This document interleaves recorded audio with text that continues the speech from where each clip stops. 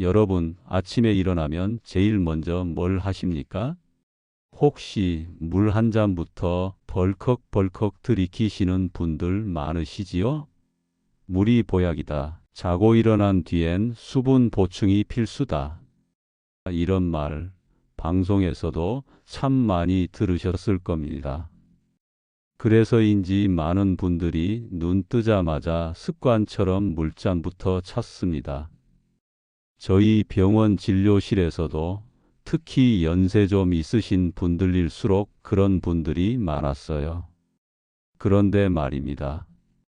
그 물 한 잔이 어쩌면 여러분 몸에 독이 될 수도 있다는 사실, 혹시 생각해 보신 적 있으십니까?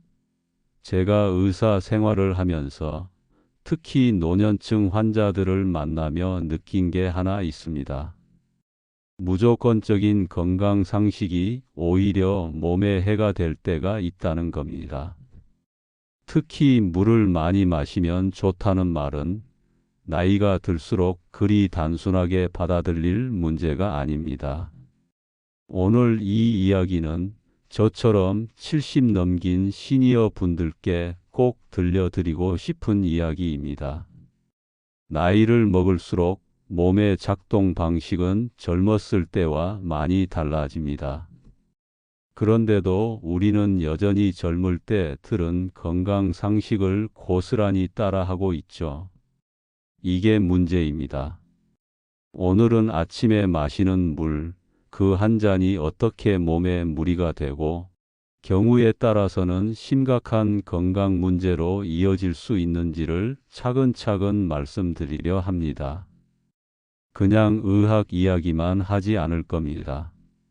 제가 직접 만났던 환자분들의 사례도 곁들여서 좀 더 실감나게 피부에 와닿게 설명드릴게요. 혹시 최근 들어 아침마다 머리가 띵하거나 어지럽고 속이 더부룩하거나 심장이 괜히 두근거리는 느낌을 받으신 적 있으십니까? 그런 증상이 혹시 물 때문일 수도 있다는 거 오늘 처음 들으셨을지도 모르겠습니다. 물론 물은 생명입니다. 우리 몸에 반드시 필요한 요소죠. 그런데 그 생명과도 같은 물이 과하면 독이 되는 건 어느 세대에나 해당되는 진리입니다. 하물며 몸의 대사 기능이 느려지고 신장 기능도 예전만 못한 시니어들에게는 더더욱 조심해야 할 부분이죠. 이제부터 제가 들려드릴 이야기는 바로 그 아침에 물 한 잔, 그 순수하고 깨끗해 보이는 투명한 액체가 때론 여러분 몸에 어떻게 부담을 주는지를 하나하나 풀어볼 생각입니다. 마치 보약이 아니라 독약처럼요.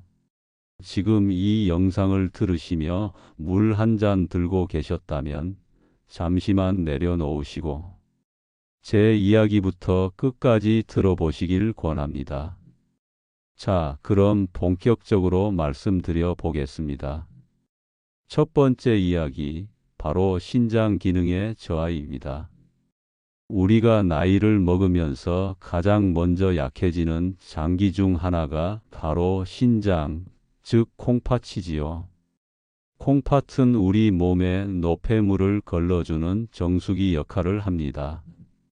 그런데 이 정수기가 오래 쓰면 어떻게 되겠습니까? 필터가 약해지고 여과력이 떨어지지요. 실제로 70대 이후부터는 콩팥의 역과율이 점점 감소합니다. 어떤 분은 정상 수치의 절반 이하로도 떨어지는 경우가 있습니다. 이런 상황에서 물을 갑자기 많이 마시면 어떤 일이 벌어질까요? 바로 수분 과잉입니다. 몸에서 걸러낼 능력은 떨어졌는데 물은 자꾸 들어오니 몸 안에 수분이 고이게 됩니다. 그 결과 부종이 생기고 심한 경우에는 폐에까지 물이 차는 폐부종이라는 상태까지 갈 수 있습니다. 실제 사례 하나 말씀드릴게요. 서울 노원구에 사시는 김종수 어르신, 올해 72 되셨습니다. 매일 아침 6시 반이면 알람 맞춰 일어나셔서 큰 머그잔으로 물을 한 잔 꽉 채워 마시는 게 일상이었어요. 텔레비전 건강 프로그램에서 그렇게 하라고 했다지요. 문제는 몇 달 전부터 숨이 차고 조금만 걸어도 숨이 턱까지 차오르는 느낌이 드셨답니다. 병원에 오셔서 진찰해 보니 폐에 물이 약간 찬 상태였고 신장 기능도 정상이 아니었어요. 이런 경우 원인을 찾기 어려운 경우가 많습니다. 하지만 자세히 생활 습관을 들어보면 실마리가 나옵니다. 김 어르신의 경우도 수분 섭취 과잉이 신장 부담을 키웠고 그 결과 폐부종까지 이어진 것이었죠. 아침에 마시는 물이 도리어 몸을 괴롭힌 대표적인 예입니다. 두 번째 이야기로 넘어가 볼까요? 바로 저나트륨 혈증입니다. 이건 좀 생소하실 수도 있는데 쉽게 말해 몸속 나트륨 농도가 비정상적으로 낮아지는 상태입니다. 왜 이런 일이 생기느냐? 물을 너무 많이 마시면 혈액 속 나트륨이 물에 희석되기 때문입니다. 나트륨이 부족하면 어떤 일이 벌어지느냐? 온몸에 힘이 빠지고 구역질이 나고 심하면 정신이 혼미해집니다. 실제로 응급실에 실려오는 어르신들 중 상당수가 저나트륨 상태였다는 얘기 드물지 않습니다. 여기 또 다른 사례를 말씀드릴게요. 경기도 수원에 사시는 최옥자 할머님, 80 넘으신 분입니다. 혼자 지내시는데 건강을 너무 잘 챙기세요. 텔레비전에서 하루 물 8잔 이상 마시라고 했다고 본인은 10잔 이상 마시더라고 하셨습니다. 그런데 어느 날부터인지 기운이 쭉 빠지고 밥맛도 없고 밤에는 자다가 자꾸 깨신다고 하셨어요. 병원에서 피 검사를 해보니 나트륨 수치가 매우 낮았습니다. 원인은 뭐였을까요? 바로 과도한 수분 섭취였습니다. 치료 후 수분 섭취량을 조절하자 상태는 금방 좋아졌습니다. 이처럼 물을 무조건 많이 마시는 습관은 오히려 우리 몸의 균형을 깨뜨리는 일이 될 수 있습니다. 세 번째는 심장 기능과의 연관성입니다. 나이가 들면 심장도 함께 지칩니다. 펌프질이 약해지고 혈액을 온몸에 고르게 보내는 능력이 떨어지죠. 그런데 아침에 갑자기 많은 양의 물이 몸으로 들어오면 심장은 갑자기 늘어난 혈액량을 감당하느라 부담을 느끼게 됩니다. 그래서 심장이 두근거리거나 때론 부정맥까지 생길 수 있는 겁니다. 또 어떤 분들은 물을 많이 마시고 나서 화장실을 자주 가는 걸 당연하게 여기시는데 이게 오히려 탈수를 유발할 수도 있습니다. 특히 밤새 소변을 못 보셨던 상태에서 아침에 물을 갑자기 마시고 곧바로 소변이 빠르게 나오면 전해질이 함께 빠져나가면서 몸이 더 탈수 상태가 되기도 합니다. 그렇다면 물을 아예 마시지 말라는 말씀이냐고요? 절대 아닙니다. 물은 여전히 우리 몸에 꼭 필요합니다. 다만 나이 들수록 물 마시는 방법에도 전략이 필요하다는 말씀을 드리는 겁니다. 여기서 한 가지 중요한 기준을 추가로 알려드리겠습니다. 60대 이상 어르신들에게 적절한 하루 수분 섭취량은 어느 정도일까요? 보통 하루에 약 1리터 반에서 2리터 정도의 수분이 필요하다고 알려져 있습니다. 하지만 이 수치는 음식에 포함된 수분까지 포함한 것이기 때문에 물로만 봤을 때 약 1리터에서 1리터 반 정도 마시면 충분한 경우가 많습니다. 체중에 따라 다르기도 한데 대략 체중 1kg당 30ml 정도가 기본 수치입니다. 예를 들어 체중이 60kg이신 분은 하루 약 1.8리터 정도가 적절합니다. 하지만 신장 기능이나 심장 상태가 좋지 않으신 분들은 반드시 의료진과 상담 후 양을 조절하셔야 합니다. 무엇보다 중요한 건 한꺼번에 마시는 것이 아니라 나누어 마시는 습관입니다. 아침에 일어나자마자 한 잔을 벌컥 마시는 대신 하루에 7, 8번 정도 나누어 한 모금씩 천천히 드시는 것이 훨씬 몸에 부담이 덜합니다. 아침 기상 후에는 미지근한 물 반 컵 정도, 식전 식후엔 소량 섭취, 야간엔 과도한 수분 섭취는 피하시기 바랍니다. 몸이 붓거나 소변색이 지나치게 맑아졌다면 수분 과다 신호일 수 있으니 조절이 필요합니다. 꼭 물이 아니더라도 우리 몸에 수분을 채워줄 수 있는 음식들이 참 많습니다. 무엇보다도 입맛도 살리고 건강에도 좋은 것들이지요. 먼저 오이나 토마토, 샐러리 같은 채소들이 있습니다. 이 친구들은 수분 함량이 아주 높습니다. 예를 들어 오이는 거의 대부분이 물이에요. 그래서 더운 여름철에 오이 하나만 먹어도 갈증이 좀 가시죠? 칼로리도 낮아서 부담 없이 드실 수 있고요. 그리고 과일 중에서는 수박, 참외, 배 같은 것들이 대표적입니다.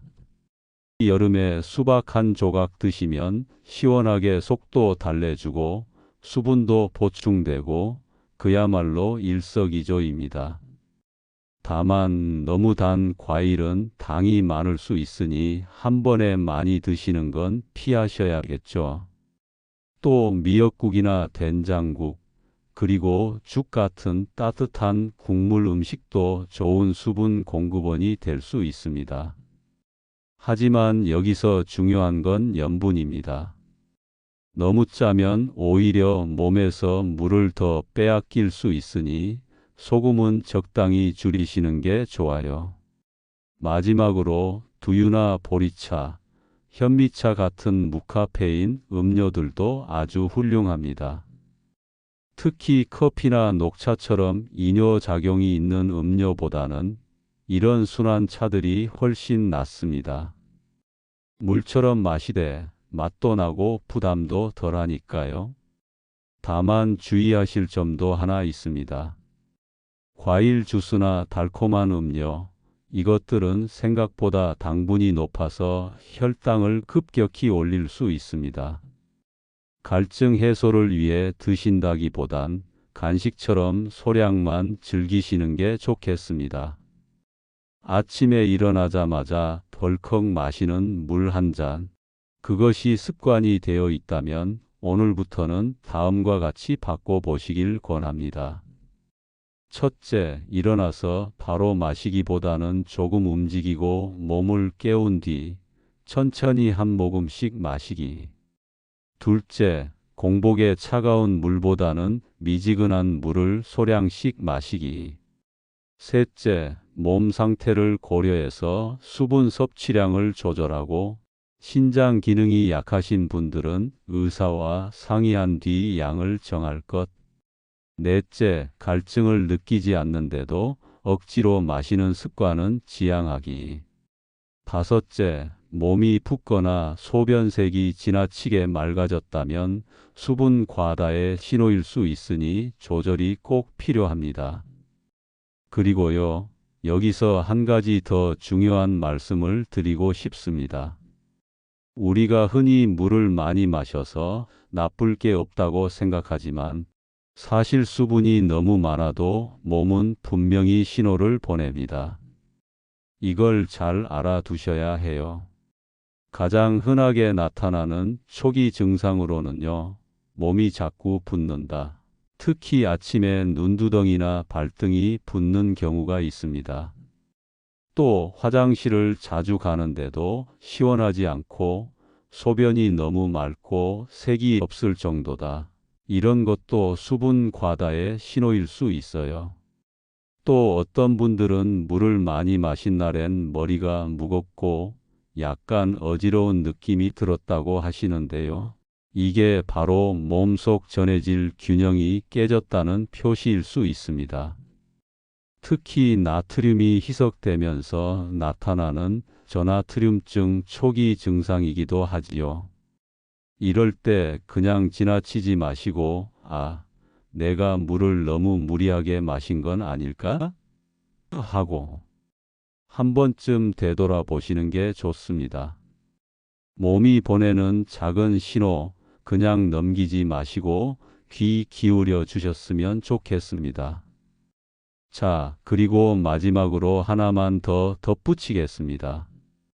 이제 곧 더위가 시작되는 여름이 다가오잖아요. 이 여름철 수분 섭취 방법도 조금 달라져야 합니다. 더워지면요, 땀으로 수분이 훨씬 많이 빠져나갑니다. 그런데도 갈증을 덜 느끼거나 또는 한꺼번에 마셔버리는 경우가 많아요. 시니어 분들 중에는 땀을 잘 못 느끼시는 경우도 있고, 더위를 많이 타지 않는다고 착각하시는 분들도 있으신데, 실제로는 체내 수분이 서서히 줄어들고 있는 상황일 수도 있습니다. 그래서 여름철엔 물을 조금 더 자주, 조금 더 꾸준히 나누어 마시는 것이 중요합니다. 예를 들어 실내에 계시더라도 1시간에 한 번씩은 두세 모금씩 마시는 습관을 들이는 게 좋고요. 땀을 많이 흘리는 외출이나 산책, 뒤엔 반드시 전해질이 포함된 물이나 이온 음료를 조금 곁들여 주는 것도 방법입니다. 단, 이온 음료도 당분이 있으니 적당량만 드셔야 해요. 또 하나, 여름철에는 땀과 함께 칼륨, 나트륨, 마그네슘 같은 전해질이 빠져나가면서 근육이 뻣뻣하거나 쥐가 나는 증상이 생기기도 합니다. 이런 증상이 자주 있으시다면 단순히 물만 마시기보다는 바나나나 오이, 감자 같은 음식으로 전해질도 함께 보충해 주셔야 해요. 반면에 겨울철은 어떠냐고요? 사실 겨울은 땀은 덜 나지만 실내 난방 때문에 오히려 체내가 건조해지기 쉽습니다. 입이 자주 마르거나 피부가 갈라지시는 분들, 이게 수분 부족일 수 있어요. 겨울철에는 한꺼번에 많이 마시기보다는 따뜻한 차나 미지근한 물을 조금씩 자주 마시는 것, 그게 비결입니다. 이렇게 계절마다 몸이 달라지니 수분 섭취 방법도 바뀌어야 하는 게 당연한 거겠지요. 여름엔 조금 더 부지런히, 겨울엔 조금 더 따뜻하게 내 몸에 맞게 물을 마시는 것, 그것이 진짜 건강관리입니다. 이런 작은 변화만으로도 여러분의 하루는 훨씬 가볍고 건강해질 수 있습니다. 건강은 남들이 시키는 대로 따라하는 게 아닙니다. 내 몸의 소리를 듣는 것, 그게 진짜 건강입니다. 오늘 제 이야기가 혹시 여러분의 습관을 되돌아보는 계기가 되었길 바랍니다. 고맙습니다. 건강하십시오. 오늘도 함께 해주셔서 진심으로 감사드립니다. 이 이야기가 여러분의 삶에 작은 도움이라도 되었길 바랍니다. 더 많은 노년의 지혜와 행복한 노후 생활을 위한 이야기를 원하신다면 지금 바로 지혜샘 채널을 구독해 주세요. 구독 버튼을 누르시고 종 모양 알림 설정도 해두시면 새 영상이 올라올 때마다 가장 먼저 만나보실 수 있습니다. 여러분의 한 번의 좋아요와 댓글이 저에게는 큰 힘이 됩니다. 혹시 다음 영상에서 다루었으면 하는 주제가 있으시다면 댓글로 남겨주세요. 여러분의 의견을 소중히 반영하겠습니다. 내일도 여러분의 일상에 작은 지혜와 따뜻함을 전해드릴 지혜쌤과 함께 해주세요. 우리 모두 오늘보다 내일 더 행복한 노년을 만들어 갑시다.